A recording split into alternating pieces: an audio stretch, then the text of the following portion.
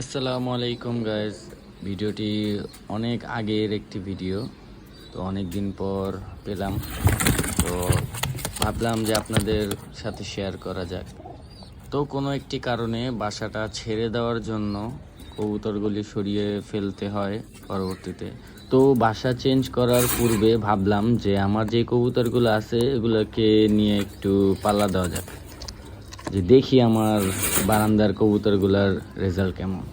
তাই চটপট করে কবুতরগুলো নিয়ে কেরানীগঞ্জ চলে গেলাম। তো যাচ্ছি হলো কেরানীগঞ্জ একটি রিসোর্টটির নাম হলো পানকড়ি রিসোর্ট। তো আমার বাসার দূরত্ব থেকে পানকড়ি রিসোর্ট 16 কিলোমিটার। তো চিন্তা করলাম যে যাচ্ছি যখন এক কাজে দুই কাজ হয়ে যায়, তো কবুতরগুলোও নিয়ে যাই। তো আস্তে আস্তে কবুতরগুলো ছেড়ে দিলাম। এখানে আমি 60টি কবুতর নিয়ে গেছিলাম। তো পরবর্তীতে 60টি থেকে আমার 5টা কবুতর বাসায় ব্যাক করছিল।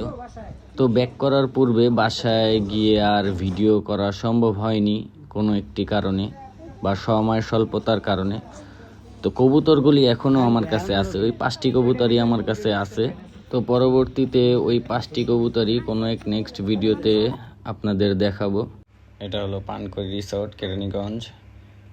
কবুতরগুলি আস্তে আস্তে রওনা দিচ্ছে বাড়ির উদ্দেশ্যে। তো খুব স্বল্প সময় কবুতরগুলি ঘরে লেগে গেছিল। ভিডিওটি শেয়ার করতে পেরে আমার কাছে অনেক ভালো লাগলো। পেজটি আমার নতুন একটি পেজ, তো সবাই লাইক দিয়ে পাশে থাকবেন। আল্লাহ হাফেজ।